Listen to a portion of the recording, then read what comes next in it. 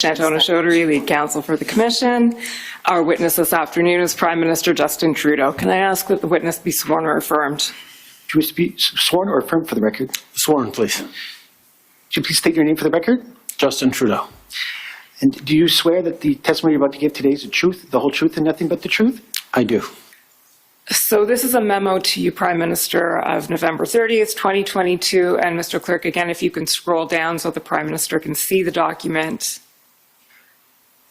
A memorandum for you by the NSIA, copied to the clerk, claims of foreign interference in the 2019 general election for information. And the context of this, Prime Minister, is this is shortly after the media leaks have started about foreign interference. So what's happening here is the NSIA and PCO are trying to figure out what you were briefed on and when. And so there's a paragraph here.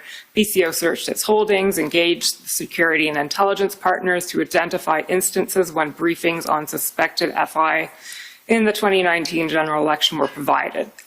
That identified a single PCO information note dated January 14th, 2020, which is the one that we've seen earlier, and then it references the February 9th, 2021 briefing. Is that consistent with your recollection of when you were briefed on these issues?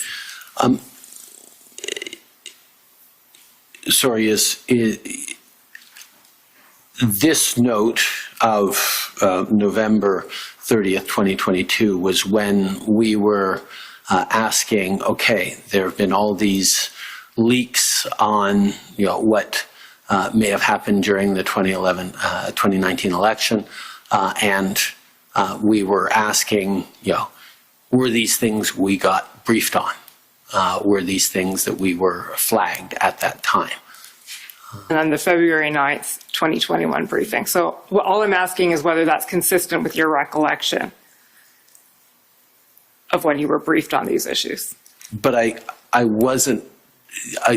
These were requests. I made a request to our National Security and Intelligence Advisor because there were things being alleged in the leaks that we had not been briefed on. So I'm not entirely certain about the briefing dates there. So I guess maybe my question wasn't clear. The content of this particular document, I'm not asking you about, except just to confirm that this is consistent with your recollection of when you were briefed, the January 2020 and the February 2021. January 2020 was the memo that we looked at earlier. Sorry, that was the David Morrison memo? Right. I never read the David Morrison memo to my recollection.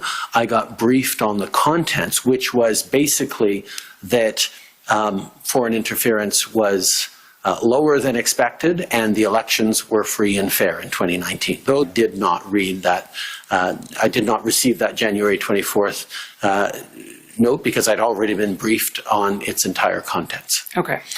And then the February 9th, 2021, what note was that? Was the phone brief that we spoke about earlier? Yes. Right. I guess that goes back to your point about oral briefings are what really get to you, not necessarily the written ones. Do these notes help shed any light on what was dealt with in that briefing for you, Prime Minister? Do these seem familiar?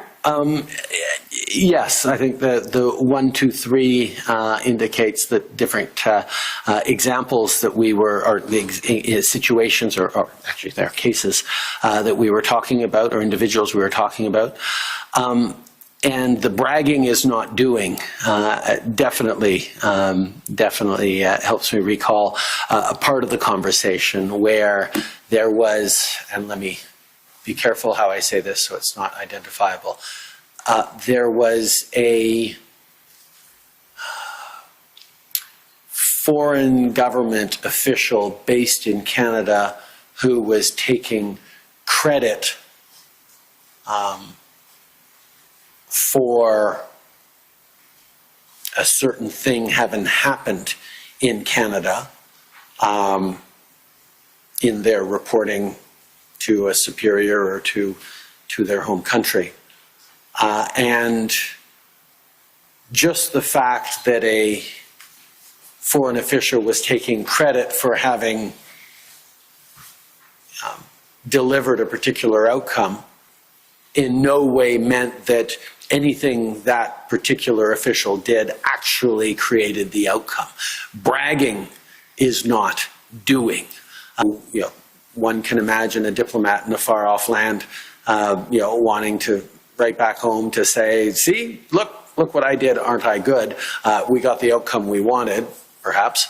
Go on to say, Prime Minister, that you remembered asking whether the service understood that busing is part of the nomination process. Is that right? Yes. Okay, thank you. And again, going back to the reporting I just showed you, there's obviously a reference to busing there. But what I want to suggest to you is that the emphasis, again, wasn't on the mode of travel for these people. They took buses this time, all right.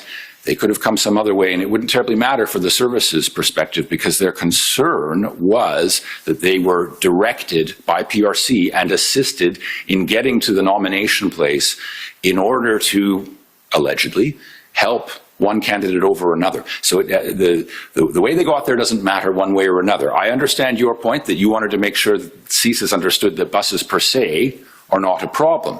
But my proposition to you, sir, is that when you read that statement, the emphasis is on direction by China. Yes, they got there by buses. That's the allegation. They could have got there by tricycles. It doesn't terribly matter. The point is they were directed by China. I would suggest that it might be more difficult for a foreign actor to organize fleets of individuals showing up on tricycles rather than filling them into a bus. Do you accept, first, that there were irregularities in that nomination contest, and secondly, that they were likely tied to the PRC consulate in Toronto? I'd suggest that irregularities being observed is not itself enough to overturn a democratic event. And I'd also suggest that a well-grounded suspicion is certainly warranting more reflection and follow-ups, but also might not hit the necessarily very high threshold for overturning the result of a democratic event. Yes, but I don't think that's what Mr. Johnson is speaking to. He's just saying that there is a well-grounded suspicion that the irregularities, which he seems to have found, were tied to the consulate. And what I want to know is, do you accept those conclusions today?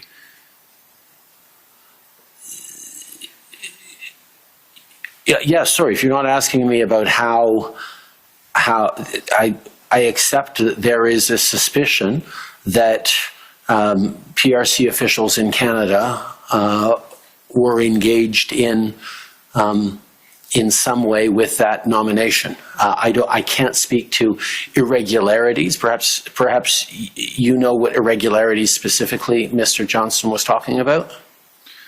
No, not as well as some people in this room.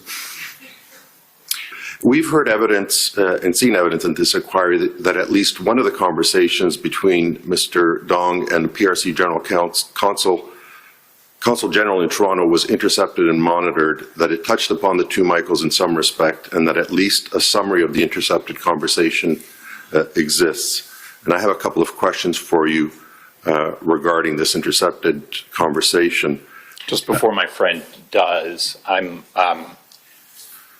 not sure whether the details the assertion he's making is one that can be found in the public record, but I'm happy to hear from him about that. I would urge him to refer to the summary, the topical summary on this issue. I'm going to come to the topical summary, but if I could ask the Prime Minister generally, when were you first made aware that Mr. Dong had been having conversations with the PRC Consul General regarding the two Michaels?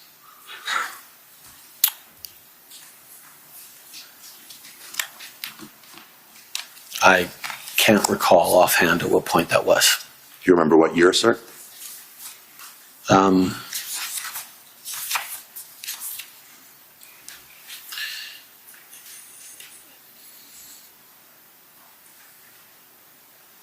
perhaps there's documents that refer to the meeting that I can talk about publicly, the various briefings that I've had when these allegations came out. I believe this was the source, this was a matter disclosed in the leaks in the fall of 2022, and it was only subsequent to those leaks that I became aware of those conversations. So it would have been late in 2022. Saw the president of China, Xi Jinping, at the opening ceremonies. I mentioned to him that I needed China to stop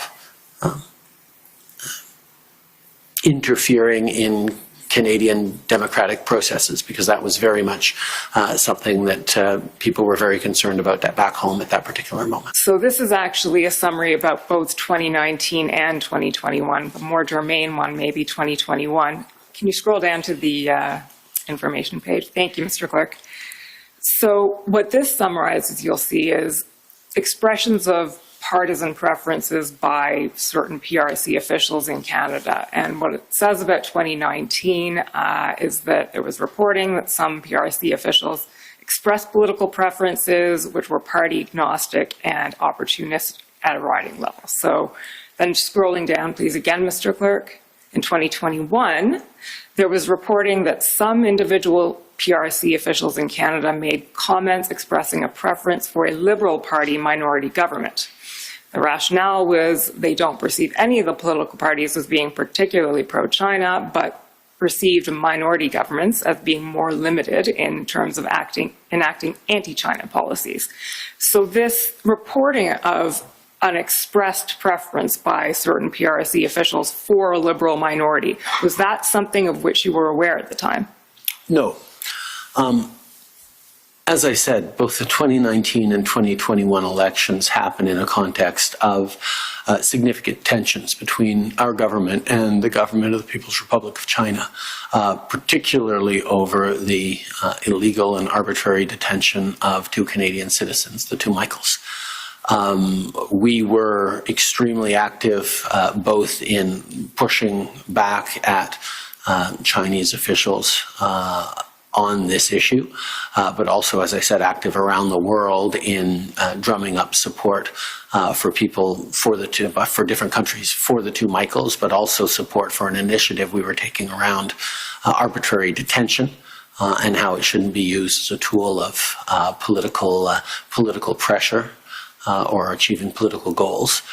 So, I can certainly say that while individual officials may well have expressed a preference or another, the impression we got and consistently would get is that the actual People's Republic of China would have no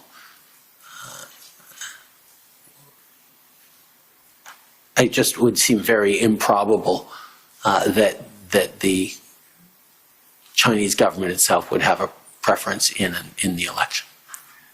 So I take it from this that whatever intelligence reporting there was on that, it did not reach your ears? No.